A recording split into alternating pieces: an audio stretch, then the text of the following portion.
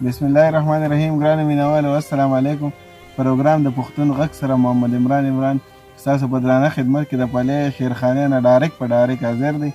دغه قاري صاحب نصیر احمد صاحب د دوی په دعوت راغلي پلې شیرخانې ته. نعیم خان شاکر صاحب، عثمان مرید او زاید اجران را سره هم دي او دغه ویډیو به هم تاسو ګورئ.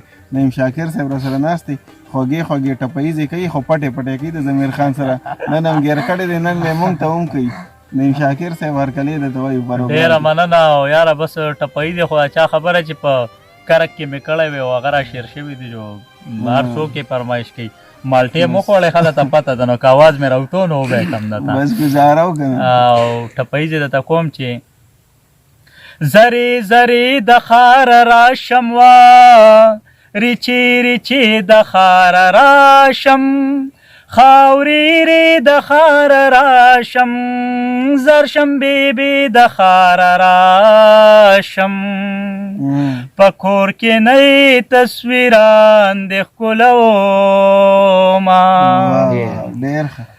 او څوک په سعودي څوک په دوبۍ کې وه، څوک په مسقط ابیزوبۍ کې، څوک په لاهور څوک کراچۍ کې، ځوانان مو ټول مسافرۍ کې، جینکو واچول د صبر تعویذونه،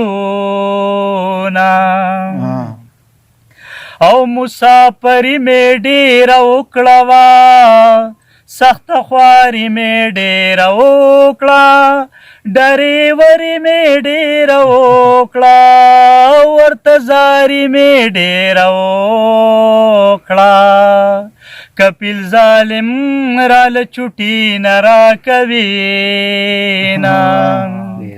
څوک په سعودي څوک په دوبۍ کې وه، څوک په مسقط ابیزوبۍ کې، څوک په لاهور څوک په پنډۍ کې، هېڅ خوند مې نشته زندګۍ کې، یاران مې ټول مسافرو لتلي دینه،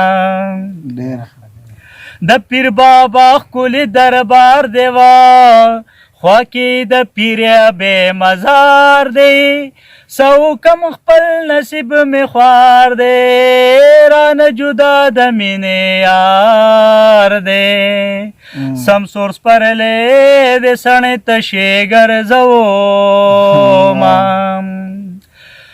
دغه سړی د ښکلو پیر دی وه، را سره جیب کې یې تصویر دی، دا مې د خوب هغه تعبیر دی، هر چاته خپل وطن کشمیر دی، مونږ ته کشمیر دی د څښاکوټ دا خړ غرونه، میده باران په مونږ دواړو ورېدو، جانان چې را سره و په دیدن نه مړېدو، جانان چې را سره و په دیدن نه مړېدو.